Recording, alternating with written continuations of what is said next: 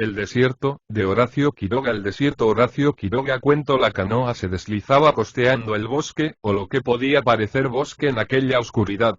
Más por instinto que por indicio alguno, Subercasauk sentía su proximidad, pues las tinieblas eran un solo bloque infranqueable, que comenzaban en las manos del remero y subían hasta el cenit.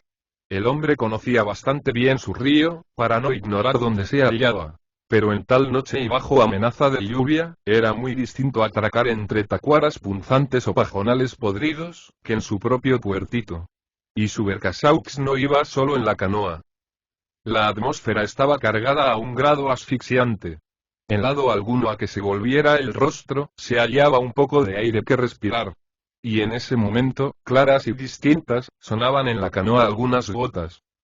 Subercasaux alzó los ojos, buscando en vano en el cielo una conmoción luminosa o la fisura de un relámpago. Como en toda la tarde, no se oía tampoco ahora un solo trueno. Lluvia para toda la noche, pensó. Y volviéndose a sus acompañantes, que se mantenían mudos en popa. Pónganse las capas, dijo brevemente. Y sujétense bien. En efecto, la canoa avanzaba ahora doblando las ramas, y 2 o 3 veces el remo de babor se había deslizado sobre un gajo sumergido. Pero aún a trueque de romper un remo, Subercasaux no perdía contacto con la fronda, pues de apartarse 5 metros de la costa podía cruzar y recruzar toda la noche delante de su puerto, sin lograr verlo. Bordeando literalmente el bosque a flor de agua, el remero avanzó un rato aún. Las gotas caían ahora más densas, pero también con mayor intermitencia. Cesaban bruscamente, como si hubieran caído no se sabe de dónde. Y recomenzaban otra vez, grandes, aisladas y calientes, para cortarse de nuevo en la misma oscuridad y la misma depresión de atmósfera. Sujétense bien, repitió Subercasaux a sus 2 acompañantes. Ya hemos llegado. En efecto, acababa de entrever la escotadura de su puerto. Con 2 vigorosas remadas lanzó la canoa sobre la greda, y mientras sujetaba la embarcación al piquete, sus 2 silenciosos acompañantes saltaban a tierra, la que a pesar de la oscuridad se distinguía bien, por hallarse cubierta de miríadas de gusanillos luminosos que hacían ondular el piso con sus fuegos rojos y verdes. Hasta lo alto de la barranca, que los 3 viajeros treparon bajo la lluvia, por fin uniforme y maciza, la arcilla empapada fosforeció. Pero luego las tinieblas los aislaron de nuevo, y entre ellas, la búsqueda del sulky que habían dejado caído sobre las varas. La frase hecha, no se ven y las manos puestas bajo los ojos, es exacta. Y en tales noches, el momentáneo fulgor de un fósforo no tiene otra utilidad que apretar enseguida la tiniebla mareante, hasta hacernos perder el equilibrio. Hallaron, sin embargo, el sulk, mas no el caballo. Y dejando de guardia junto a una rueda a sus 2 acompañantes, que, inmóviles bajo el capuchón caído, crepitaban de lluvia, Subercasaux fue espinándose hasta el fondo de la picada, donde halló a su caballo naturalmente enredado en las riendas. No había Subercasaux empleado más de 20 minutos en buscar y traer al animal. Pero cuando al orientarse en las cercanías del sulky con un «¿Están ahí, chiquitos?» oyó. «Sí, pia». Subercasaux se dio por primera vez cuenta exacta, en esa noche, de que los 2 compañeros que había abandonado a la noche y a la lluvia eran sus 2 hijos, de 5 y 6 años, cuyas cabezas no alcanzaban al cubo de la rueda, y que, juntitos y chorreando esperaban tranquilos a que su padre volviera. Regresaban por fin a casa, contentos y charlando. Pasados los instantes de inquietud o peligro, la voz de Subercasaux era muy distinta de aquella con que hablaba a sus chiquitos cuando debía dirigirse a ellos como a hombres. Su voz había bajado 2 tonos. Y nadie hubiera creído allí, al oír la ternura de las voces, que quien reía entonces con las criaturas era el mismo hombre de acento duro y breve de media hora antes. Y quienes en verdad dialogaban ahora eran Subercasaux y su chica, pues el varoncito el menor se había dormido en las rodillas del padre. Subercasaux se levantaba generalmente al aclarar, y aunque lo hacía sin ruido, sabía bien que en el cuarto inmediato su chico, tan madrugador como él, hacía rato que estaba con los ojos abiertos esperando sentir a su padre para levantarse. Y comenzaba entonces la invariable fórmula de saludo matinal de uno a otro cuarto. «Buen día, pia». «Buen día, mi hijito querido». «Buen día, piacito adorado». Buen día, corderito sin mancha. Buen día, ratoncito sin cola. Coaticito mío. Pia tatucito. Carita de gato. Colita de víbora. Y en este pintoresco estilo, un buen rato más. Hasta que, ya vestidos, se iban a tomar café bajo las palmeras en tanto que la mujercita continuaba durmiendo como una piedra, hasta que el sol en la cara la despertaba. Subercaseaux, con sus dos chiquitos, hechura suya en sentimientos y educación, se consideraba el padre más feliz de la tierra. Pero lo había conseguido a costa de dolores más duros de los que suelen conocer los hombres casados. Bruscamente, como sobrevienen las cosas que no se conciben por su aterradora injusticia, Subercaseaux perdió a su mujer. Quedó de pronto solo, con dos criaturas que apenas lo conocían, y en la misma casa por él construida y por ella arreglada, donde cada clavo y cada pincelada en la pared eran un agudo recuerdo de compartida felicidad. Supo al día siguiente al abrir por casualidad el ropero, lo que es ver de golpe la ropa blanca de su mujer ya enterrada. Y colgado, el vestido que ella no tuvo tiempo de estrenar.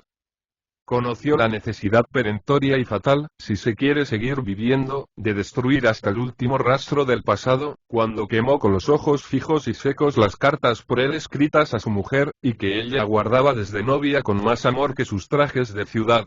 Y esa misma tarde supo, por fin, lo que es retener en los brazos, deshecho al fin de sollozos, a una criatura que pugna por desasirse para ir a jugar con el chico de la cocinera. Duro, terriblemente duro aquello, pero ahora reía con sus dos cachorros que formaban con él una sola persona, dado el modo curioso como Subercaseaux educaba a sus hijos.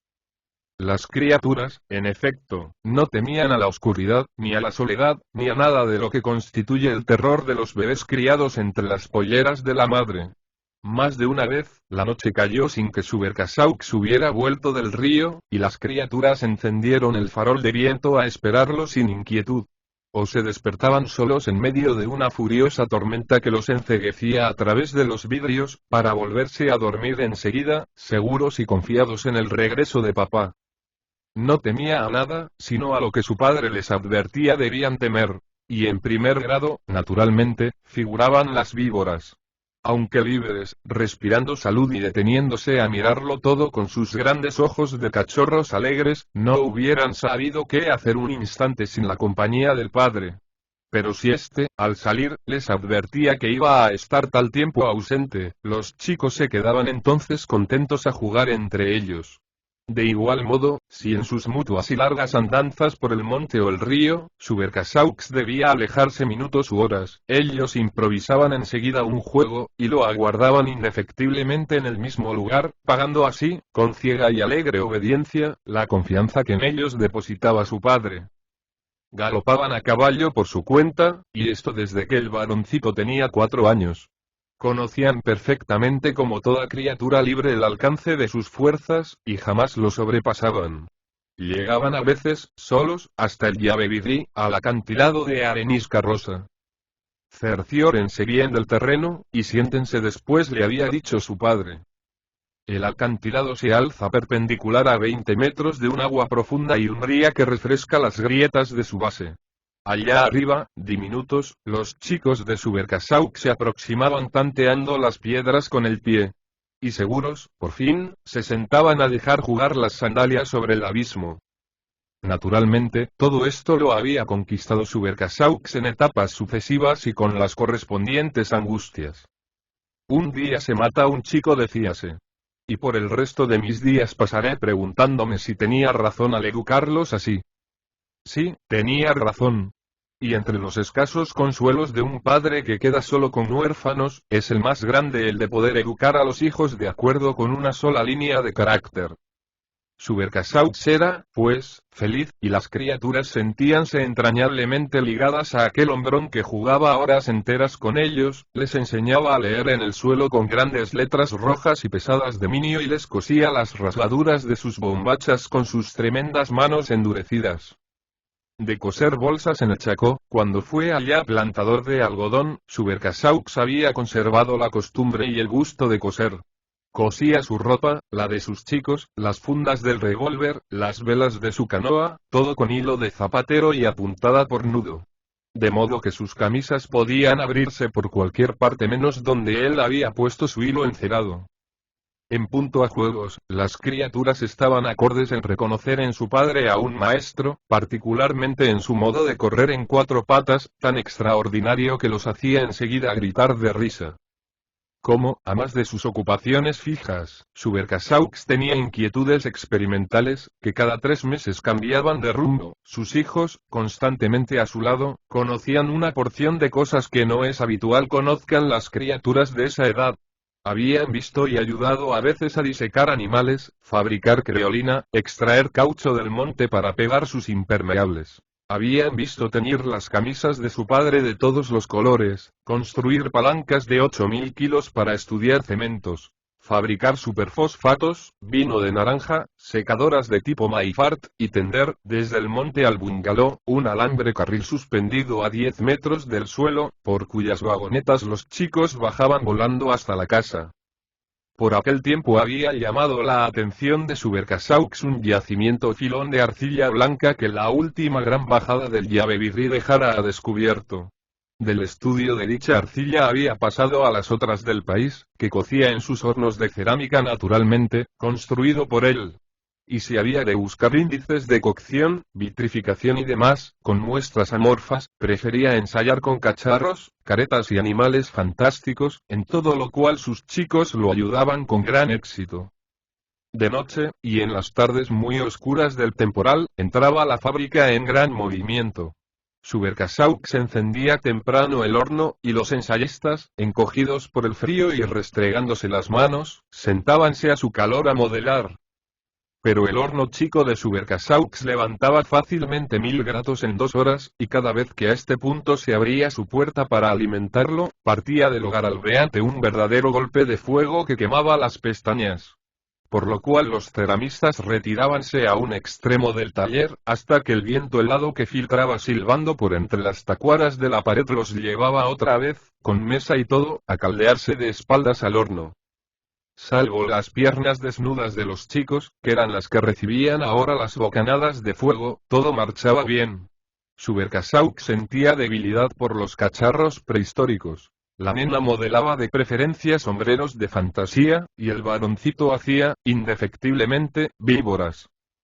A veces, sin embargo, el ronquido monótono del horno no los animaba bastante, y recurrían entonces al gramófono, que tenía los mismos discos desde que Subercaseaux se casó y que los chicos habían aporreado con toda clase de púas, clavos, tacuaras y espinas que ellos mismos aguzaban. Cada uno se encargaba por turno de administrar la máquina, lo cual consistía en cambiar automáticamente de disco sin levantar siquiera los ojos de la arcilla y reanudar enseguida el trabajo. Cuando habían pasado todos los discos, tocaba a otro el turno de repetir exactamente lo mismo. No oían ya la música, por resaberla de memoria. Pero les entretenía el ruido. A las 10 los ceramistas daban por terminada su tarea y se levantaban a proceder por primera vez al examen crítico de sus obras de arte, pues antes de haber concluido todos no se permitía el menor comentario.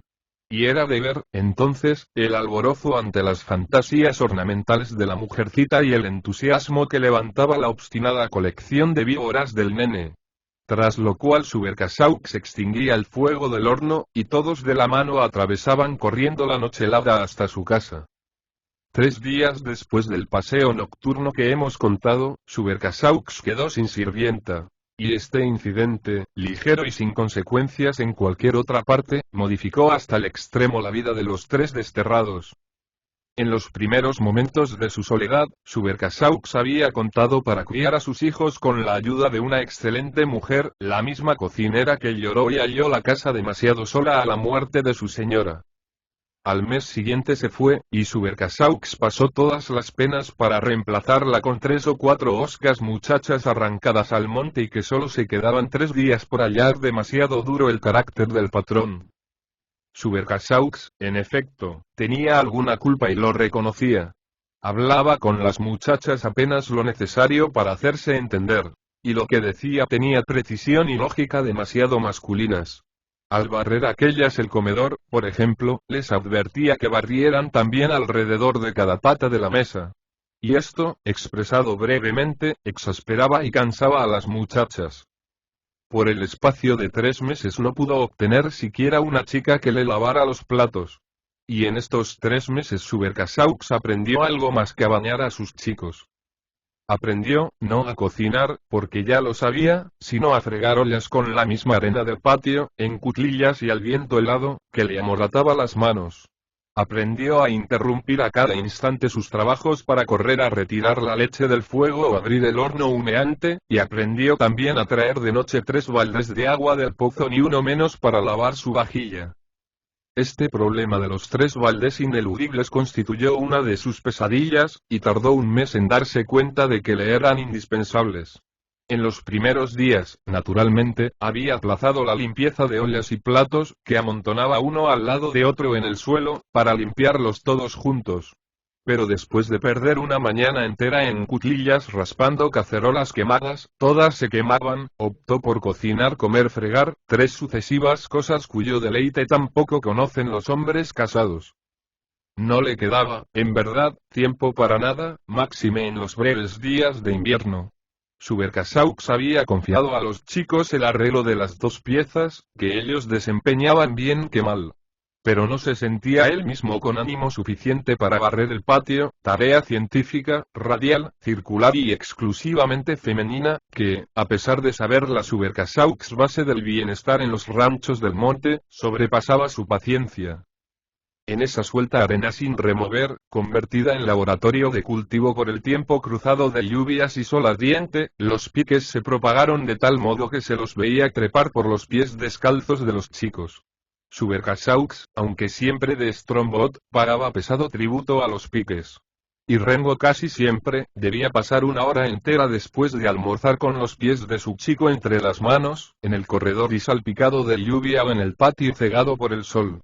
Cuando concluía con el varoncito, le tocaba el turno a sí mismo. Y al incorporarse por fin, curvaturado, el nene lo llamaba porque 3 nuevos piques le habían taladrado a medias la piel de los pies. La mujercita parecía inmune, por ventura. No había modo de que sus uñitas tentaran a los piques, de 10 de los cuales 7 correspondían de derecho al nene y solo 3 a su padre. Pero estos 3 resultaban excesivos para un hombre cuyos pies eran el resorte de su vida montés. Los piques son, por lo general, más inofensivos que las víboras, las uras y los mismos barigüis.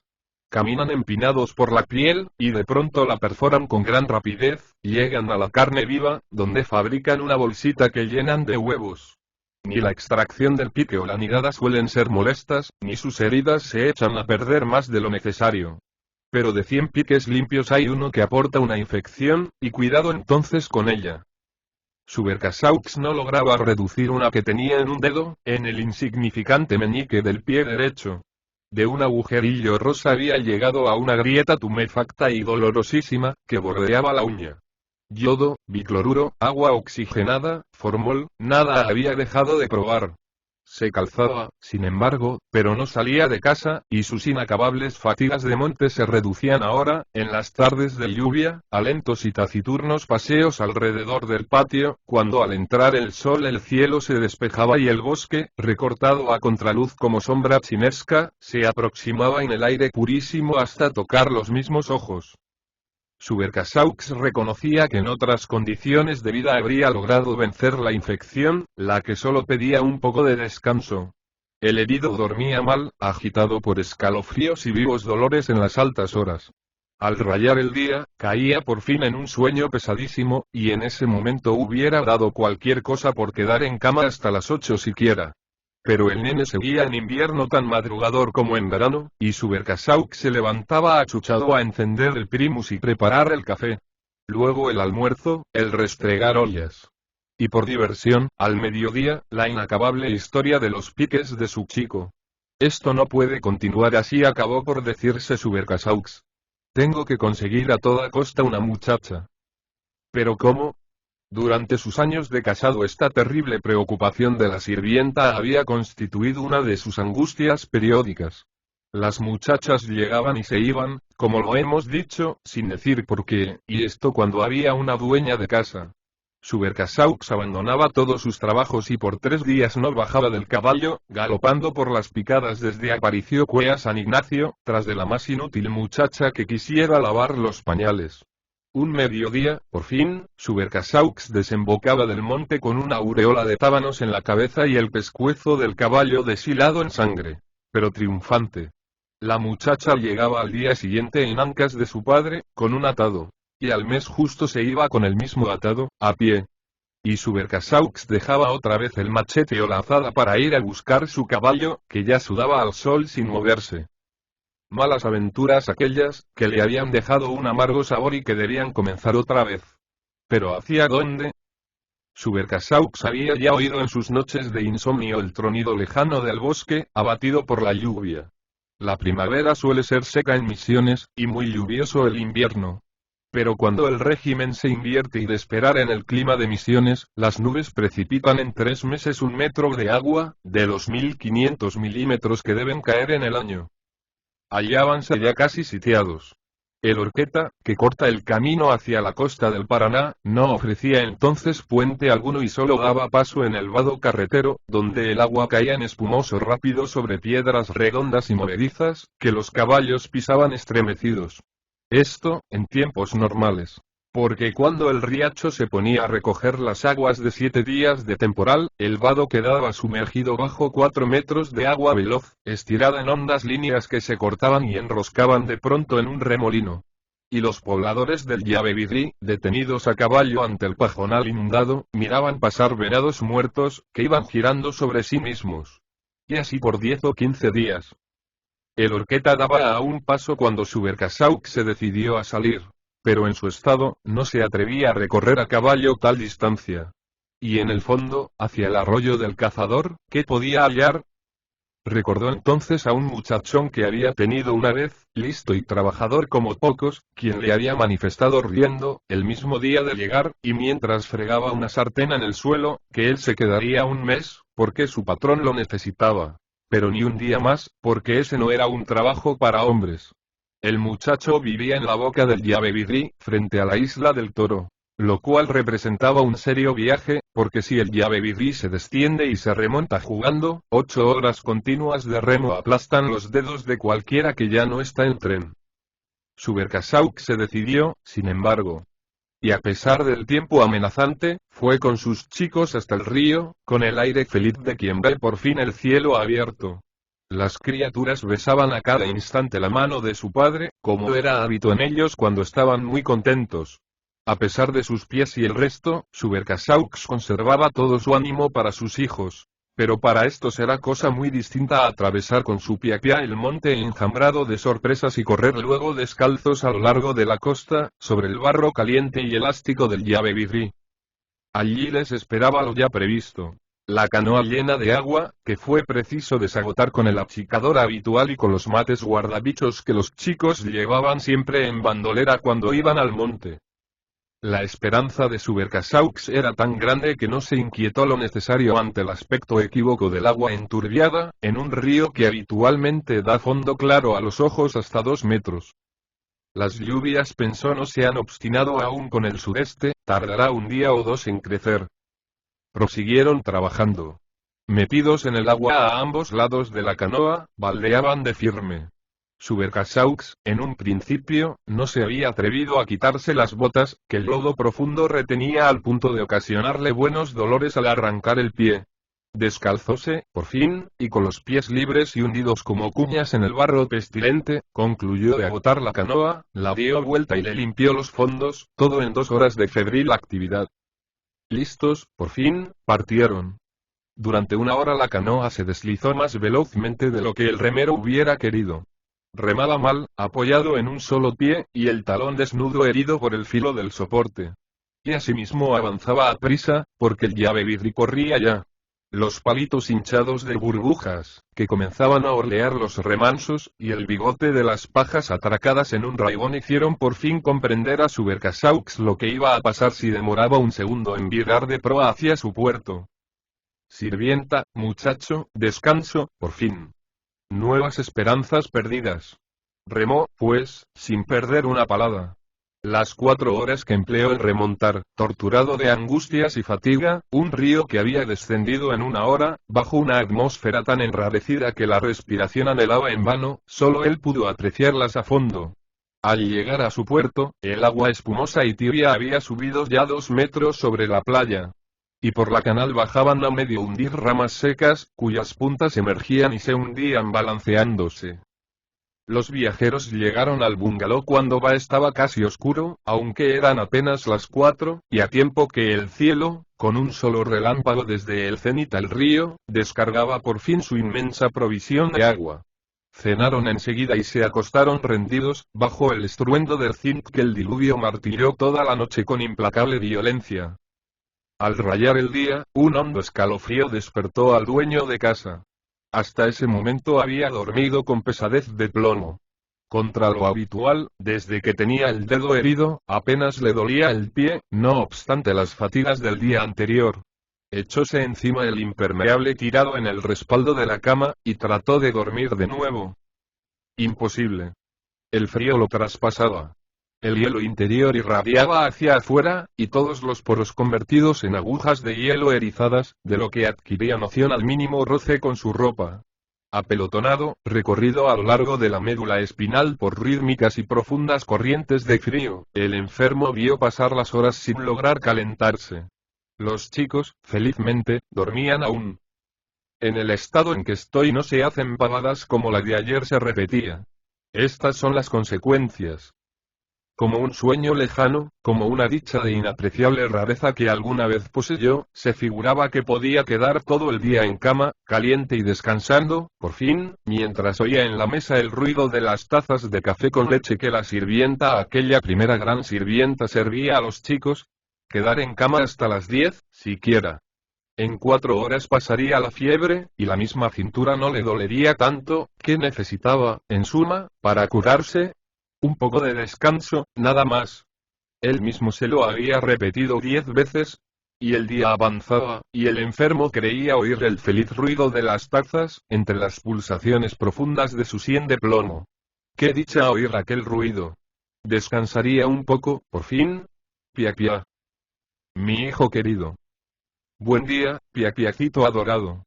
¿No te levantaste todavía? Es tarde, Pia Pia. Sí, mi vida, ya me estaba levantando. Y Subercasauk se vistió a prisa, echándose en cara su pereza, que lo había hecho olvidar del café de sus hijos. El agua había cesado, por fin, pero sin que el menor soplo de viento barriera la humedad ambiente. A mediodía la lluvia recomenzó, la lluvia tibia, calma y monótona, en que el valle de la Horqueta, los sembrados y los pajonales se diluían en una brumosa y tristísima napa de agua. Después de almorzar, los chicos se entretuvieron en rehacer su provisión de botes de papel que habían agotado la tarde anterior. Hacían cientos de ellos, que acondicionaban unos dentro de otros como cartuchos, listos para ser lanzados en la estela de la canoa, en el próximo viaje. Subercasaux aprovechó la ocasión para tirarse un rato en la cama, donde recuperó enseguida su postura de gatillo, manteniéndose inmóvil con las rodillas subidas hasta el pecho. De nuevo, en la sien, sentía un peso enorme que la adhería a la almohada, al punto de que ésta parecía formar parte integrante de su cabeza. ¡Qué bien estaba así! Quedar 1, 10, 100 días sin moverse. El murmullo monótono del agua en el zinc lo arrullaba, y en su rumor oía distintamente, hasta arrancarle una sonrisa, el tintineo de los cubiertos que la sirvienta manejaba a toda prisa en la cocina. ¡Qué sirvienta la suya! Y oía el ruido de los platos, docenas de platos, tazas y ollas que las sirvientas eran 10 ahora. Raspaban y flotaban con rapidez vertiginosa. Qué gozo de hallarse bien caliente, por fin, en la cama, sin ninguna preocupación. ¿Cuándo, en qué época anterior había él soñado estar enfermo, con una preocupación terrible? ¿Qué zonzo había sido? Y qué bien se está así, oyendo el ruido de centenares de tazas limpísimas. Pia pia. Chiquita. Ya tengo hambre, Pia Pia. Sí, chiquita. Enseguida. Y el enfermo se fue a la lluvia a aprontar el café a sus hijos. Sin darse cuenta precisa de lo que había hecho esa tarde, Subercasaux vio llegar la noche con hondo deleite. Recordaba, sí, que el muchacho no había traído esa tarde la leche, y que él había mirado un largo rato su herida, sin percibir en ella nada de particular. Cayó en la cama sin desvestirse siquiera, y en breve tiempo la fiebre lo arrebató otra vez. El muchacho que no había llegado con la leche, ¡qué locura! Con solo unos días de descanso, con unas horas nada más, se curaría. Claro. Claro. Hay una justicia a pesar de todo, y también un poquito de recompensa, para quien había querido a sus hijos como él, pero se levantaría sano. Un hombre puede enfermarse a veces, y necesitar un poco de descanso. ¿Y cómo descansaba ahora, al arrullo de la lluvia en el zinc? Pero no habría pasado un mes ya. Debía levantarse. El enfermo abrió los ojos. No veía sino tinieblas, agujereadas por puntos fulgurantes que se retraían e hinchaban alternativamente, avanzando hasta sus ojos en velocísimo vaivén. Debo de tener fiebre muy alta, se dijo el enfermo. Y encendió sobre el velador el farol de viento.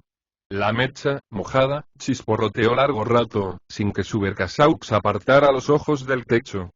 De lejos, lejísimo, llegábale el recuerdo de una noche semejante en que él se hallaba muy enfermo. ¡Qué tontería! Se hallaba sano, porque cuando un hombre nada más que cansado tiene la dicha de oír desde la cama el tintineo vertiginoso del servicio en la cocina, es porque la madre vela por sus hijos. Despertóse de nuevo. Vio de reojo el farol encendido, y tras un concentrado esfuerzo de atención, recobró la conciencia de sí mismo. En el brazo derecho, desde el codo a la extremidad de los dedos, sentía ahora un dolor profundo. Quiso recoger el brazo y no lo consiguió. Bajó el impermeable, y vio su mano lívida, dibujada de líneas violáceas, helada, muerta. Sin cerrar los ojos, pensó un rato en lo que aquello significaba dentro de sus escalofríos y del roce de los vasos abiertos de su herida con el fango infecto del llave-vidrí, y adquirió entonces, nítida y absoluta, la comprensión definitiva de que todo él también se moría, que se estaba muriendo. Hízose en su interior un gran silencio, como si la lluvia, los ruidos y el ritmo mismo de las cosas se hubieran retirado bruscamente al infinito. Y como si estuviera ya desprendido de sí mismo, vio a lo lejos de un país un bungalow totalmente interceptado de todo auxilio humano, donde dos criaturas, sin leche y solas, quedaban abandonadas de Dios y de los hombres, en el más inicuo y horrendo de los desamparos. Sus hijitos, se hallaba ahora bien, perfectamente bien, descansando. Con un supremo esfuerzo pretendió arrancarse a aquella tortura que le hacía palpar hora tras hora, día tras día, el destino de sus adoradas criaturas. Pensaba en vano. La vida tiene fuerzas superiores que nos escapan, Dios provee. Pero no tendrán que comer. Gritaba tumultuosamente su corazón. Y él quedaría allí mismo muerto, asistiendo a aquel horror sin precedentes. Mas, a pesar de la lívida luz del día que reflejaba la pared, las tinieblas recomenzaban a absorberlo otra vez con sus vertiginosos puntos blancos, que retrocedían y volvían a latir en sus mismos ojos. Sí. Claro. Había soñado. No debiera ser permitido soñar tales cosas. Ya se iba a levantar, descansado. Piapia. Piapia. Mi piapiaquito querido. Mi hijo. ¿No te vas a levantar hoy, Piapia? Es muy tarde. Tenemos mucha hambre, Piapia. Mi chiquito, no me voy a levantar todavía. Levántense ustedes y coman galleta, hay dos todavía en la lata, y vengan después. ¿Podemos entrar ya, Piapia? No, querido mío, después haré el café, yo los voy a llamar. Oyó aún las risas y el parloteo de sus chicos que se levantaban, y después de un rumor increchendo, un tintineo vertiginoso que irradiaba desde el centro de su cerebro e iba a golpear en ondas rítmicas contra su cráneo dolorosísimo. Y nada más oyó. Abrió otra vez los ojos, y al abrirlos sintió que su cabeza caía hacia la izquierda con una facilidad que le sorprendió. No sentía ya rumor alguno. Solo una creciente dificultad sin penurias para apreciar la distancia a que estaban los objetos, y la boca muy abierta para respirar. Chiquitos, vengan enseguida.